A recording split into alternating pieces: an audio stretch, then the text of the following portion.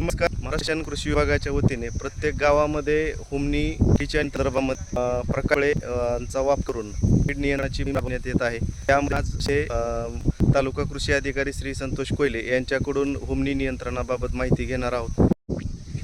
नमस्कार शेतकरी बंधूंनो, आपण आता खरीप हंगाम सुरू होतोय आणि महत्त्वाचं जे आपल्याकडे ऊसाचं क्षेत्र आहे त्याच्यामध्ये मे महिन्यामध्ये आणि जूनच्या सुरुवातीला म्हणजे काय होतं की जी हुमणी आहे ऊसाला लागणारी, त्या हुमणीचा आता पहिला पाऊस पडला की त्यांच्यामधून जे भुंगेरे बाहेर पडतात जमिनीमधून, आपल्याला पहिला पाऊस पडल्यानंतर त्या भुंगेऱ्याचं आपल्याकडे जे निंबाची झाडं, बाबूळ, बोऱ्याची झाडं आहे त्याच्यावरती मिलन होत असतं.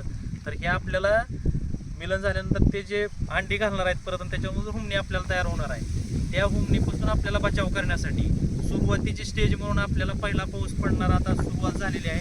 कुठं पाऊस पडतोय काही ठिकाणी, तर आपल्याला अशा पद्धतीने सापळे तयार करायचे आहेत. त्याच्यामध्ये आपण एखादी पाटी घेऊन त्याच्यावरती 1-2 ते 2.5 फुटावर एक बल्ब लावून सापळा तयार करू शकतो.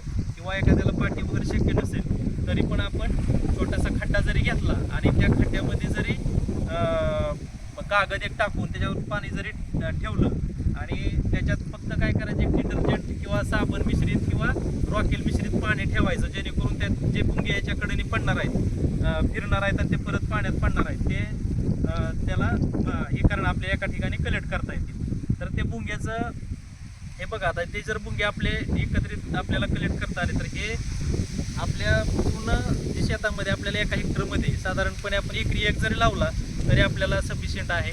तर ज्या शेतकरी बांधवांनी ह्याची पूर्ण मोहीम जर राबवली तालुक्यामध्ये तरी आपल्याला हुमणीचं नियंत्रण करणं सहजासहजी शक्य होतं. कारण बऱ्याच शेतकऱ्याचं म्हणणं असतं की भुंगेऱ्याचं नियंत्रण, भुंगेऱ्याचा नाश हुमणी अळीचा काय संबंध आहे, कारण हीच भुंगेरे परत जाऊन अंडी घालणार आहेत आणि त्याच्यापासून हुमणी तयार होणार आहे. ती हुमणी आपल्या पिकाला पूर्ण जी आपल्या पिकाची पांढरी मुळे आहे आणि ज्या कोवळ्या मुळे आहेत त्या खाणार आहेत आणि परत तिथून मुळ्याचे खाल्ल्यानंतर पूर्ण आपलं जे ऊस झोपतोय आणि किंवा ऊस पडणार आहे आणि तिथून आपल्या ऊसाचं नुकसान होणार आहे ते आपल्याला टाळता येणार आहे. तर ही जी 40-45 दिवस हुमणीचा जो कालावधी त्याच्यामध्ये आपल्याला हे नियंत्रण करणं, परत ऊसामध्ये फवारणी करणं किंवा ड्रेंचिंग करणं किंवा कुठलं गोष्ट करणं शक्य नाही. त्याच्यामुळे हे जर नियंत्रण केलं तर आपल्याकडे हुमणीचं प्रभावीपणे नियोजन करता येईल.